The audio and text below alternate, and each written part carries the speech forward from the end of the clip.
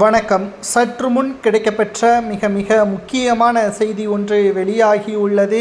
அரசியலில் ஓபிஎஸ் அவர்கள் எடுத்த முடிவு சரியா தவறா என்பதை இந்த வீடியோவில் நாம் பார்க்க போகிறோம். குறிப்பாக 1996 முதல் 2001 ஆண்டு வரை பெரியகுளம் நகராட்சி தலைவராக செயல்பட்டு அதிமுகவிற்கு பெருமை சேர்த்தார்.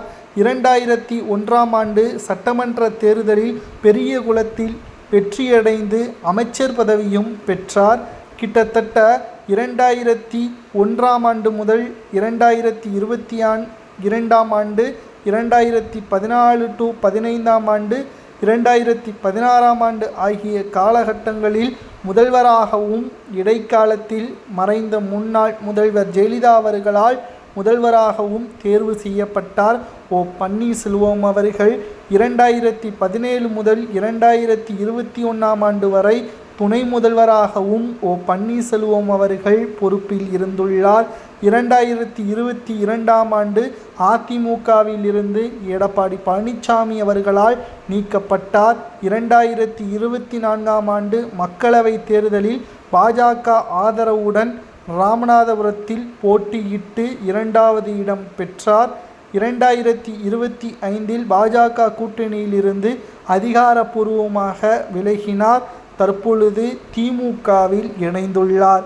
அதிமுகவின் தொண்டர்களுக்கு அதிர்ச்சி அளிக்கக்கூடிய வகையில் இருந்தாலும் ஓபிஎஸ்ஐ எதிர்க்கவில்லை, ஆதரிக்கிறார்கள். ஏனென்றால் அதிமுகவில் ஓபிஎஸ் அவர்கள் மீண்டும் இணைவதற்கு பல முயற்சிகளில் ஈடுபட்டார். ஏன் ஓபிஎஸ் அவர்கள் நேரடியாகவே அதிமுகவில் இணைந்து பயணிப்பதற்கு நான் விரும்புகிறேன், நான் செய்த தவறை எடப்பாடி மன்னித்தால் ஒருங்கிணைந்து செயல்படுவோம் என்பதையும் செய்தியாளர்களது சந்திப்பின் பொழுதே ஓபிஎஸ் அவர்கள் பேசியிருந்தார்.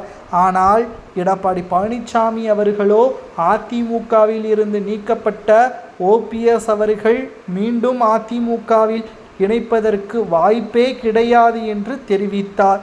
இதுதான் ஓபிஎஸ் அவர்கள் இதுவரைக்கும் பொறுத்திருந்தது போதும், இனி மரியாதை இல்லாத இடத்தில் நாம் இருக்க வேண்டிய அவசியம் கிடையாது. எம்ஜிஆர் அவர்கள் அரசியலை தொடங்கிய கட்சியான திமுகவிலேயே தற்பொழுது ஓபிஎஸ் அவர்கள் இணைந்துள்ளார். இது அதிமுகவின் தொண்டர்களுக்கு மிகப்பெரிய ஒரு வரவேற்பாகத்தான் பார்க்க முடிகிறது. ஏனென்றால் ஓபிஎஸ் அவர்கள் எடுத்த முடிவு நல்லதுதான். தென் மாவட்டங்களின் ஆதரவு இல்லாமல் எடப்பாடியால் வெற்றியடைய முடியாது என்று கூறியுள்ளனர்.